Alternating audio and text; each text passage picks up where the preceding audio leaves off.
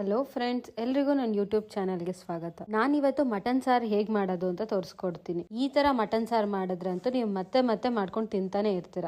ಈಗ ನೋಡೋಣ ಬನ್ನಿ ಹೇಗ್ ಮಾಡೋದು ಅಂತ. ಇದಕ್ಕೆ ಏನ್ ಇಂಗ್ರೀಡಿಯೆಂಟ್ಸ್ ಹಾಕೋದು ಅಂತ ನೋಡೋಣ ಬನ್ನಿ. ಈಗ ನಾನು 1 kg ಆಗೋಷ್ಟು ಮೇಕೆ ಮಟನ್ ನ ತಗೊಂಡಿದ್ದೀನಿ. ನೀವು ಕುರಿ ಮಟನ್ ಕೂಡ ತಗೋಬಹುದು. ನಾನು ಚೆನ್ನಾಗಿ ವಾಶ್ ಮಾಡಿ ಇಟ್ಕೊಂಡಿದ್ದೀನಿ ಇದನ್ನ. ಈಗ 1 kg ಮಟನ್ಗೆ ಎಷ್ಟು ಮಸಾಲೆ ಇಡಬೇಕು ಅಂತ ನೋಡೋಣ ಬನ್ನಿ. 1 ಇಂಚ್ ಚಕ್ಕೆ, 3 ಲವಂಗ, 4 ಈರುಳ್ಳಿ, 1 ಟೊಮೆಟೊ, ಬೆಳ್ಳುಳ್ಳಿ 6, ಶುಂಠಿ 2 ಇಂಚು, ಕೆಂಪು ಮೆಣಸಿನಕಾಯಿ 20, ಕಡಲೆ 1/4 ಕಪ್, ಗಸಗಸೆ 1/3 ಕಪ್, ಕಾಯಿ 1 ಬೌಲ್, ಧನಿಯಾ ಪುಡಿ, ಹಾಗೆ ಕೊತ್ತಂಬರಿ ಸೊಪ್ಪು, ಹಾಗೆ ಅರಿಶಿಣ. ಈಗ ಹೇಗ್ ಮಾಡೋದು ಅಂತ ನೋಡೋಣ.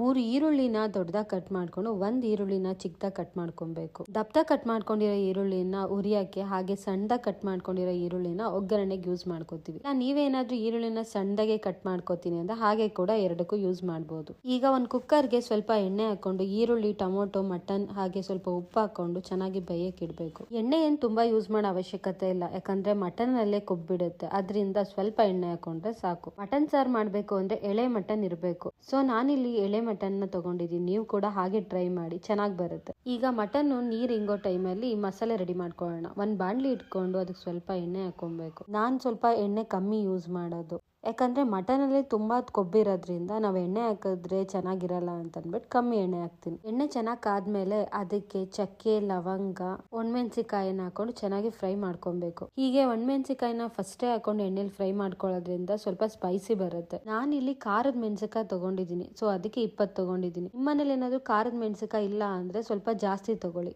ಈಗ ಅದಕ್ಕೆ ಬೆಳ್ಳುಳ್ಳಿ, ಶುಂಠಿ ಎಲ್ಲ ಹಾಕೊಂಡು ಸ್ವಲ್ಪ ಫ್ರೈ ಮಾಡ್ಕೊಬೇಕು. ಮಟನ್ ಸಾಂಬಾರ್ಗೆ ನೀವು ಎಷ್ಟು ಬೆಳ್ಳುಳ್ಳಿ ಹಾಕ್ತಿರೋ ಅಷ್ಟು ರುಚಿ ಕೊಡುತ್ತೆ. ಬೆಳ್ಳುಳ್ಳಿ ಮತ್ತೆ ಶುಂಠಿ ಎಣ್ಣೆಲೆ ಚೆನ್ನಾಗಿ ಫ್ರೈ ಆಗ್ಬೇಕು, ಆಗ್ಲೇ ನಿಮಗೆ ಚೆನ್ನಾಗಿ ಫ್ಲೇವರ್ ಕೊಡಕ್ ಸಾಧ್ಯ. ಅದು ಈಗ ಅದಕ್ಕೆ ಈರುಳ್ಳಿ ಹಾಕೊಳ್ಳೋಣ. ಒಬ್ಬೊಬ್ರು ಮಸಾಲೆಗಳನ್ನ ಉರಿದೇನೆ ಹಾಗೆ ರುಬ್ಬಿ ಮಾಡ್ತಾರೆ, ಹಾಗೆ ಕೂಡ ಚೆನ್ನಾಗಿ ಬರುತ್ತೆ. ಆದ್ರೆ ಇದೊಂದು ಶೈಲಿ ಅಷ್ಟೇ. ಹಾಗೆ ನಿಮ್ಗೆ ಏನಾದ್ರೂ ಸಾಂಬಾರ್ ಸ್ವಲ್ಪ ಕಲರ್ ಬೇಕು ಅಂತಂದ್ರೆ ಬ್ಯಾಡಗೆ ಮೆಣಸಿಕಾಯಿನ ಯೂಸ್ ಮಾಡ್ಕೋಬಹುದು. ಈರುಳ್ಳಿನ ಚೆನ್ನಾಗಿ ಫ್ರೈ ಮಾಡ್ಕೊಬೇಕು. ನಾನಿಲ್ಲಿ ಎಲ್ಲದಕ್ಕೂ ಮೀಡಿಯಂ ಉರಿ ಇಟ್ಟಿದ್ದೀನಿ. ಈರುಳ್ಳಿ ಚೆನ್ನಾಗಿ ಸಾಫ್ಟ್ ಆಗಿ ಬೇಯೋವರೆಗೂ ಚೆನ್ನಾಗಿ ಬೇಯಿಸ್ಕೊಬೇಕು. ಈರುಳ್ಳಿ ಸಾಫ್ಟ್ ಆಗಿದೆ ಅಂತ ಗೊತ್ತಾದ್ಮೇಲೆ ಅದಕ್ಕೆ ಕಡಲೆ, ಗಸಗಸೆ ಹಾಕೋಬೇಕು. ಕಡಲೆ ಹಾಕೊಳ್ಳೋದ್ರಿಂದ ಸಾರು ಸ್ವಲ್ಪ ಗಟ್ಟಿ ಬರುತ್ತೆ, ಹಾಗೆ ಗಸಗಸೆಯಿಂದ ಸಾಂಬಾರ್ದು ಟೇಸ್ಟ್ ಎನ್ಹಾನ್ಸ್ ಆಗುತ್ತೆ. ಹಾಗೆ 1 ಚಮಚ ಅರಿಶಿನ ಹಾಕೊಬೇಕು. ಈಗ ಎಲ್ಲಾನು ಚೆನ್ನಾಗಿ ಫ್ರೈ ಮಾಡ್ಕೊಬೇಕು. ಒಬ್ಬೊಬ್ರು ಅರಿಶಿನ ಮಟನ್ ಬೇಯ್ಬೇಕಾದ್ರೆ ಹಾಕ್ತಾರೆ, ಒಬ್ಬೊಬ್ರು ಫ್ರೈಗೆ ಹಾಕ್ತಾರೆ. ಸ್ವಲ್ಪ ಸ್ವಲ್ಪ ಡಿಫ್ರೆಂಟ್ ಇರುತ್ತೆ. ನಾನಿಲ್ಲಿ 2 ಚಮಚ ಆಗೋಷ್ಟು ಧನಿಯಾ ಪುಡಿ ಹಾಕೊಂಡಿದ್ದೀನಿ, ಯಾಕಂದ್ರೆ ಅದು ದೊಡ್ಡ ಸ್ಪೂನ್. ನಿಮ್ಮಲ್ಲೇನ ಚಿಕ್ಕ ಸ್ಪೂನ್ ಇದ್ರೆ ನೀವು 3 ಚಮಚ ಹಾಕೊಬಹುದು. ಒಂದೊಂದ್ ಕಡೆ ಮಟನ್ ಸಾಂಬಾರ್ ಪುಡಿ ಅಂತಾನೆ ಬೇರೆ ಮಾಡ್ಕೊಂಡಿರ್ತಾರೆ. ಹಾಗೇನಾದ್ರೂ ಇದ್ರೆ ನೀವು ಒಣಮೆಣಸಿಕಾಯಿ, ಧನಿಯಾ ಪುಡಿನ ಸಪರೇಟ್ ಹಾಕೋ ಅವಶ್ಯಕತೆ ಇಲ್ಲ. ಬರೀ ಮಟನ್ ಸಾರ್ ಪುಡಿ ಹಾಕೊಂಡ್ರೆ ಸಾಕು. ಈಗೇನ್ ಮಸಾಲೆ ಇದೆ ಅದೇ ಇರುತ್ತೆ, ಆದ್ರೆ ಒಣಮೆಣಸಿಕಾಯಿ, ಧನಿಯಾ ಪುಡಿ ಇರಲ್ಲ ಅಷ್ಟೇ. ಅದ್ರ ಬದಲು ಮಟನ್ ಸಾಂಬಾರ್ ಪುಡಿ ಇರುತ್ತೆ. ನಿಮ್ಗೇನಾದ್ರೂ ಸಾಂಬಾರ್ ಸ್ವಲ್ಪ ಖಾರ ಬೇಡ ಅಂದ್ರೆ ಒಣಮೆಣಸಿಕಾಯಿನ ಸ್ವಲ್ಪ ಕಮ್ಮಿ ಹಾಕೊಳ್ಳಿ. ನಾನಿಲ್ಲಿ ಸ್ವಲ್ಪ ಸ್ಪೈಸಿಗೋಸ್ಕರ ಜಾಸ್ತಿ ಹಾಕೊಂಡಿದ್ದೀನಿ, ಯಾಕಂದ್ರೆ ಒಬ್ಬೊಬ್ರು ಖಾರನ ಕಮ್ಮಿ ತಿಂತಾರೆ. ಅದಕ್ಕೇನೆ ನೀವು ಬೇಕಾದ್ರೆ ಸ್ವಲ್ಪ ಕಮ್ಮಿ ಹಾಕೊಬಹುದು. ಈಗ ನಾವ್ ಇದಕ್ಕೆ 1 ಕಪ್ ಆಗೋಷ್ಟು ತೆಂಗಿನಕಾಯಿನ ಹಾಕೋತಾ ಇದೀವಿ. ನೀವು ತೆಂಗಿನಕಾಯಿ ಜಾಸ್ತಿ ಹಾಕೊಳ್ಳೋದ್ರಿಂದ ಸಾರು ಸ್ವಲ್ಪ ಜಾಸ್ತಿ ಆಗುತ್ತೆ. ಸೊ ನಾನು ಅದಕ್ಕೆ 1 ಹೋಲ್ ಫುಲ್ ತಗೊಂಡಿದ್ದೀನಿ. ಈಗ ಉರಿನ ಆಫ್ ಮಾಡ್ಕೊಂಡು ಸ್ವಲ್ಪ ತಣ್ಣಗ ಆಗ್ಬಿಟ್ಟು ಅದಕ್ಕೆ 1 ಹಿಡಿ ಆಗೋಷ್ಟು ಕೊತ್ತಂಬರಿ ಸೊಪ್ಪನ್ನ ಹಾಕೊಬೇಕು. ಈಗ ಇದಕ್ಕೆ ಸ್ವಲ್ಪ ಸ್ವಲ್ಪ ನೀರ್ ಹಾಕೊಂಡು ಚೆನ್ನಾಗಿ ಗ್ರೈಂಡ್ ಮಾಡ್ಕೊಬೇಕು. ಅಂದ್ರೆ ಸ್ವಲ್ಪ ನುಣ್ಣಗಾಗ್ಬೇಕು. ಒಬ್ಬೊಬ್ರು ಏನಾದ್ರು ಇಲ್ಲ ಸಾರು ಸ್ವಲ್ಪ ನುಣ್ಣಗಾರ ನಮಗ್ ತಿನ್ನಕ್ಕಾಗಲ್ಲ ಅಂದ್ರೆ ಸ್ವಲ್ಪ ತುರಿ ತುರಿ ಮಾಡ್ಕೊಬಹುದು. ಈಗ ಕುಕ್ಕರ್ಲಿರೋ ಮಟನ್ ಚೆನ್ನಾಗಿ ನೀರ್ ಹಿಂಗಿದ್ಯಾ ಅಂತ ನೋಡ್ಬೇಕು. ನೀರೇನಾದ್ರೂ ಹೀರ್ಕೊಂಡಿಲ್ಲ ಅಂದ್ರೆ ಸಾಂಬಾರ್ ಚೆನ್ನಾಗಾಗಲ್ಲ. ಅದರಿಂದ ನೀರ್ ಫುಲ್ ಡ್ರೈ ಆದ್ಮೇಲೆ ಹಾಕೊಬೇಕು ಮಸಾಲಾನ. ಎಳೆ ಮಟನ್ ಆದ್ರೆ ಬೇಗ ಬೆಂದೋಗುತ್ತೆ, ಇಲ್ಲ ಅಂದ್ರೆ ಸ್ವಲ್ಪ ಬಲ್ತಿರೋದಾದ್ರೆ 3 ಇಂದ 4 ವಿಶಿಲ್ ಬೇಕಾಗುತ್ತೆ.